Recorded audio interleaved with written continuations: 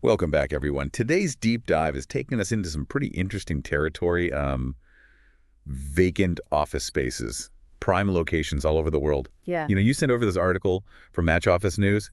They were showcasing some pretty nice properties. Yeah. Really tempting, actually. Oh, yeah. But what I found fascinating was the overall trend. It feels like we're seeing a real shift in the way we work and maybe even where we work. Well, and what's so interesting here, it's not just a few buildings here and there. We're talking record vacancy rates in some really major cities. Yeah. London, New York, even San Francisco. San Francisco is. The article mentioned that San Francisco is almost 37%. Wow. And Germany, known for that robust economy, they're experiencing a 15-year low Really? in their office property market. Okay, wow, those numbers are definitely eye-opening. I have to admit, some of those stats took me by surprise. Before we get too carried away daydreaming about snagging a swanky office with a view, what is driving this exodus from prime locations? Is it really as simple as everyone's working from home now? It's not quite that simple, although the rise of remote work is definitely a major factor. Companies are downsizing, reevaluating their needs when it comes to physical space. And then there's this palpable economic uncertainty in the air. So it's almost like this perfect storm that's pushing those vacancy rates way up. So it sounds like we're seeing a confluence of factors all kind of coming together here. Yeah. But could this be an opportunity in disguise? The article hinted that we might be at a turning point with office markets potentially stabilizing Yeah. and even improving in 2024. Oh, yeah. What makes them think that? Well, economic stability is always a big piece of the puzzle. Of course. But I think there's also this growing realization that a hybrid model, with employees coming in a few days a week for collaboration and meetings, might be the sweet spot. Yeah. So this could actually generate new demand for office spaces, but maybe smaller, more flexible setups. Right. Makes sense. Instead of needing a dedicated desk 5 days a week, it's more about, okay, we need these shared spaces. We need meeting rooms. We need areas designed for specific types of work. Do you think this whole situation might force us to rethink what an office should be and how it can best serve businesses today? I think absolutely. I think it could revolutionize the concept of the office entirely. Instead of it just being a place to work, it could become a hub for collaboration, innovation, connection. Like a destination. Exactly. Okay, so we've got all these vacant offices, but what happens to them? Do they just sit there gathering dust? The article mentioned this growing trend of converting these vacant offices into apartments, especially in Manhattan. What are your thoughts on that? It's an interesting solution, especially for cities that are grappling with housing shortages. Right. Repurposing these spaces could address that immediate need. Makes sense. And they're often located in prime areas anyway. That's a good point. But doesn't that create a potential problem down the line? What if those businesses do want to expand in the future and all that prime office space is gone? That's the dilemma, isn't it? Right. Converting to residential might limit future business growth. So it's this tightrope walk between meeting the needs we have right now and planning for those future demands. It makes you wonder what the long-term impact on the city landscape will be. Okay, enough with the serious stuff. Let's indulge in a little real estate window shopping. The Match Office article features some truly incredible vacant properties. I am ready to dive in. Me too. The variety and unique features of these spaces are really remarkable. It's really something. Okay, let's start our virtual tour in Copenhagen. This property is on Nikolai Eidfeds Gade, right in the city center, and boasts huge glass windows facing the harbor. Imagine starting your workday with that view. Wow. This award-winning building can accommodate around 94 workplaces. Seems perfect for a company seeking a really stunning, inspiring space in a vibrant part of the city. Yeah. Speaking of Scandinavian cities embracing this trend, let's hop over to Stockholm. We're checking out Rid Home Hub on Vaskatan. Conveniently located across from the central station, they offer a fantastic view of Riddarfjorden, a large roof terrace, and even breakfast every day. Every day. It sounds more like a resort than an office. It really does. This property is a prime example of how these office spaces are adapting to the evolving work landscape. They're offering flex desks and private offices, really catering to different needs. Yeah, from Scandinavian chic to sleek modernity. Our next stop is Warsaw. We've got a property in the Warsaw unit, stunning skyscraper.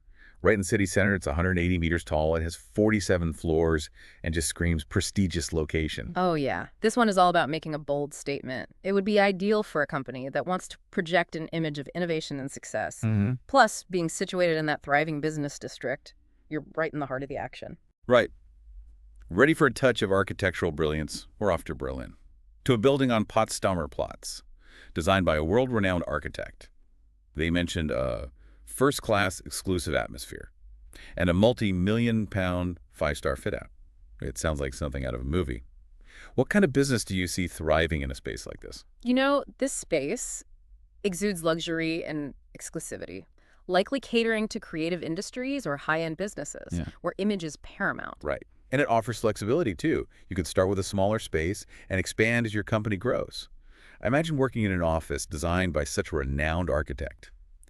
Okay, let's cross the channel to London.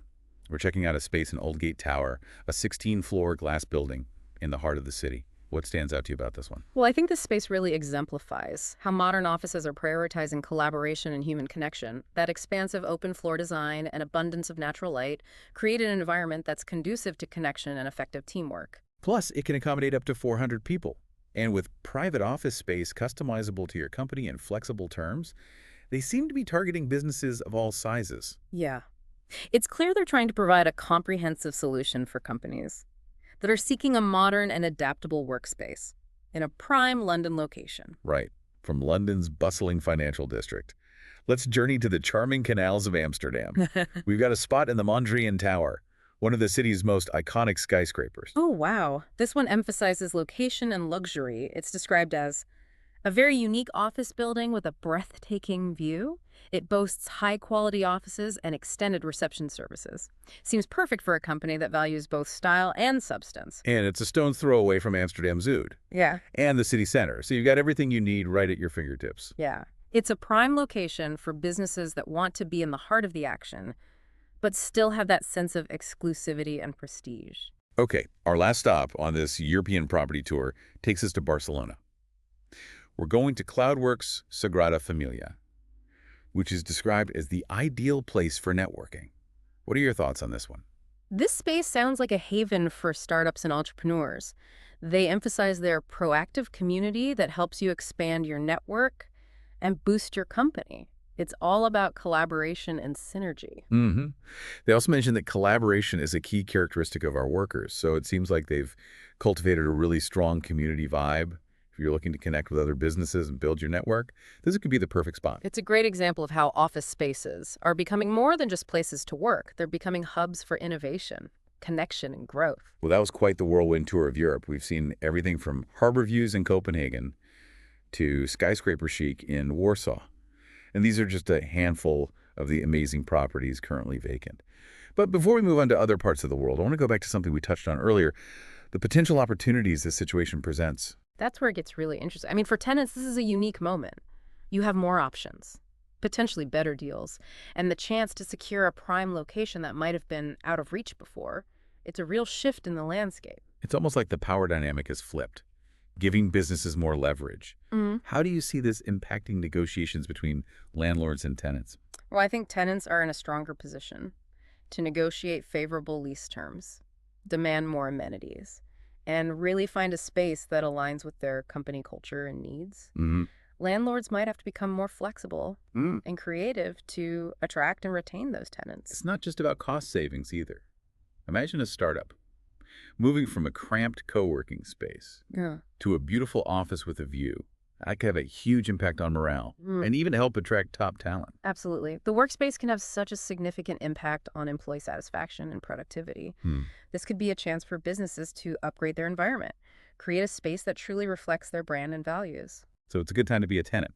But what about the cities themselves? Are they just left with these empty buildings? Or can they turn this situation to their advantage?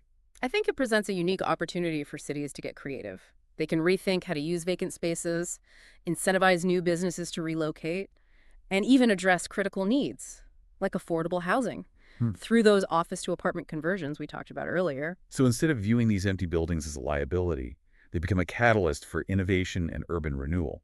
What are some specific examples of how cities could reimagine these spaces? Well, imagine transforming former office buildings into community centers, co-working hubs, even vertical farms. Wow. Cities could offer tax breaks or other incentives to attract businesses, particularly those focused on sustainability or social impact. Those are some really interesting ideas. It sounds like this trend could lead to a more dynamic and diverse urban landscape.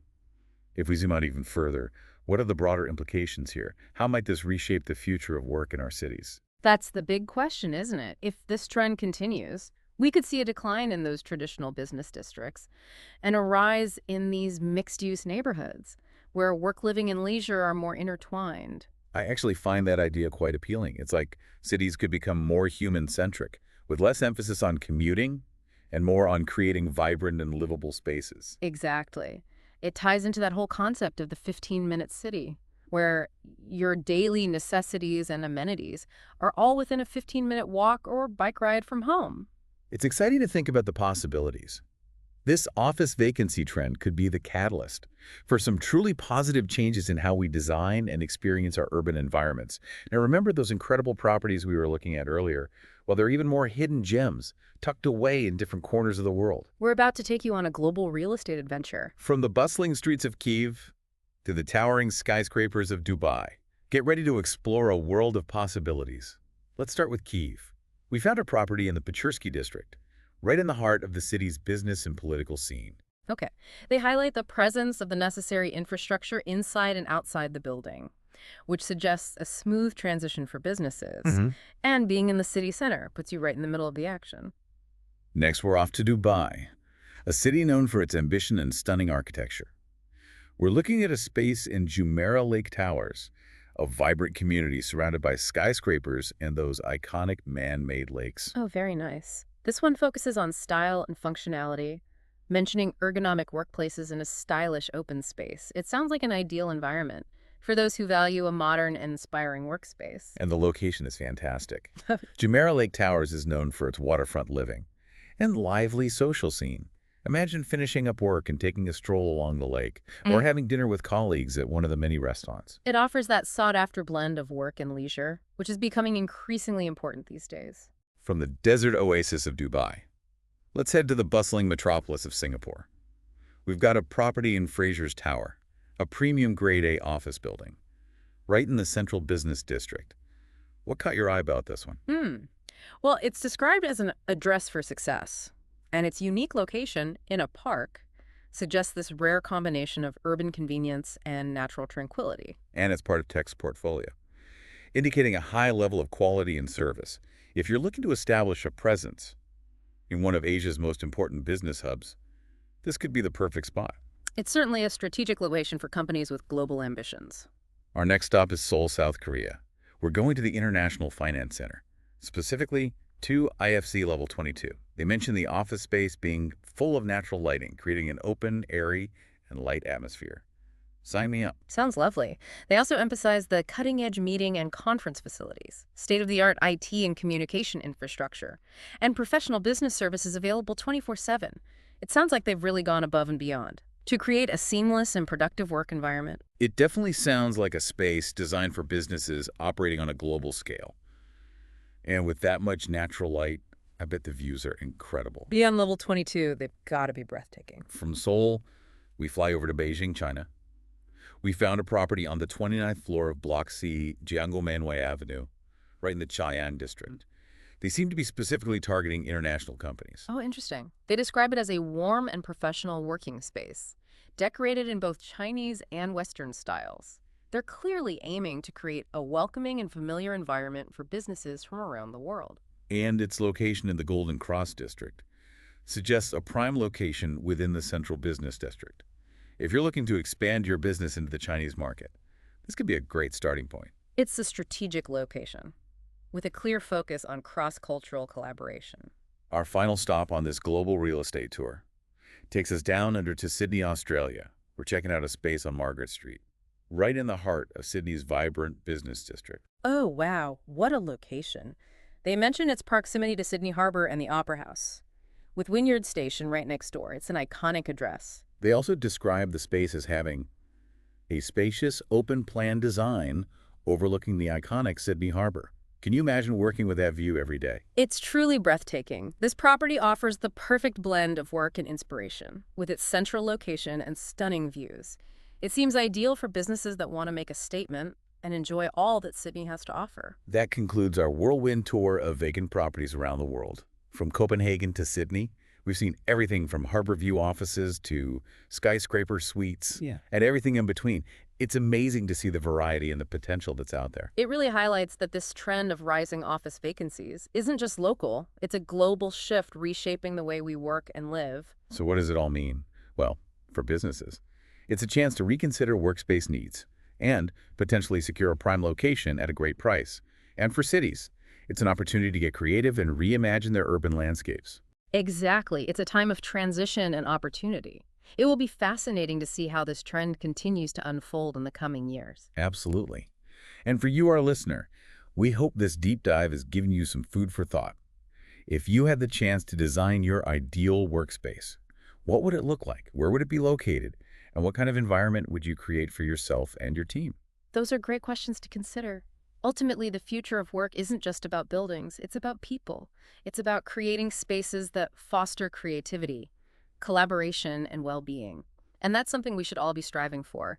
It really underscores that this isn't just a fleeting trend, but a global shift impacting how we work and live. It's fascinating to think about how these changes might ripple outward. We've discussed the potential benefits for businesses and cities. But what about the individuals working in these spaces? How might this shift influence their daily lives and overall well-being? That's a great question. Imagine a scenario where workspaces are no longer confined to traditional office buildings. We might see a rise in remote work hubs in suburban areas, or even co-working spaces integrated into residential buildings. That could have a significant impact on commuting patterns. Instead of long commutes into crowded city centers, people could work closer to home, freeing up time for family, leisure, or personal pursuits. Exactly. It could lead to a better work-life balance, reduced stress, and a greater sense of community. People might be more inclined to walk or bike to work, which is good for both personal health and the environment. It's like this trend is prompting us to rethink not just where we work, but how we live and interact with our surroundings. It's not just about the buildings themselves. It's about fostering a more balanced and fulfilling lifestyle. I think that's a key takeaway here. This shift in the office landscape isn't just about real estate. It's about creating a more human-centered approach to work and urban living. Well said. We've explored the rise in office vacancies, the potential opportunities it presents, and even taken a virtual tour of some incredible properties around the world. But before we wrap up, I want to circle back to you, our listener. This entire conversation has been sparked by the article you shared. We've delved into the data, analyzed the trends, and explored the potential implications. But now we want to hear from you. What resonates with you the most? What questions or insights has this deep dive sparked for you? We'd love to hear your thoughts. Perhaps you're considering starting your own business? Or maybe you're rethinking your current work setup? Whatever your situation, we encourage you to reflect on how these trends might impact your own life and career. Thanks for joining us on this deep dive into the evolving world of office spaces. We hope it's given you a new perspective and some food for thought. Remember, the future of work is still being written, and it's up to all of us to shape it in a way that benefits individuals, businesses, and our cities alike. Until next time, keep exploring, keep questioning, and keep imagining the possibilities.